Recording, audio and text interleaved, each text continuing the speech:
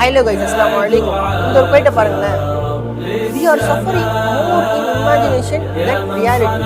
நம்ம எல்லாருமே நம்மளோட இமேஜினேஷன்ல தான் நிறைய சஃபர் ஆகிறோமே தவிர ரியாலிட்டியில் அந்த அளவுக்கு ஒரு பெரிய சஃபரிங்ஸ் இருக்கிறதே இல்லை.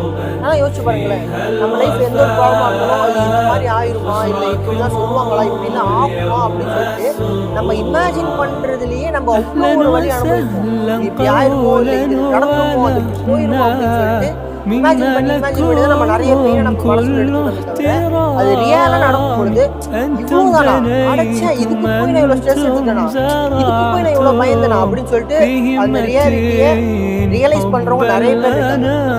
ஸோ உங்களுடைய இமேஜினேஷன் அப்படிங்கிறது எதுக்கு உங்களுக்கு கொடுக்கப்பட்டிருக்குன்னா, நல்ல விஷயங்களை கற்பனை பண்ணி பாருங்க. உங்களுக்கு எந்த ஒரு விஷயத்த உங்களுக்கு சாத்தியம் இல்லை அப்படின்னு சொல்லிட்டு கற்பனை பண்ணி பாருங்க. அதை விட்டுட்டு நெகட்டிவான திங்கிங் அதிகமாகும் பொழுது, இல்லை நெகட்டிவான தாட்ஸ் அதிகமாகும் போது, நெகட்டிவான விஷயம் திங்க் பண்ணிட்டு அதிகமா இருந்தீங்கன்னா அது தேவையில்லாத stress and anxiety and depression ஸ்டேட்க்கு உங்களை கொண்டு போகும். ஸோ அவேர்னஸா இருங்க, எது வேணும் எது வேணாம். பாசிட்டிவ் திங்கிங்கை நிறைய வளர்த்துக்கோங்க. இந்த மாதிரி யூஸ்ஃபுல்லான உங்க வீடியோஸ் உங்களுக்கு வேணும் அப்படின்னு சொன்னா நம்ம பேஜை ஃபாலோ பண்ணிக்கோங்க. உங்க தாட்ஸ் என்ன அப்படின்னு கமெண்ட்ஸ் சொல்லிட்டு போங்க. Good bye.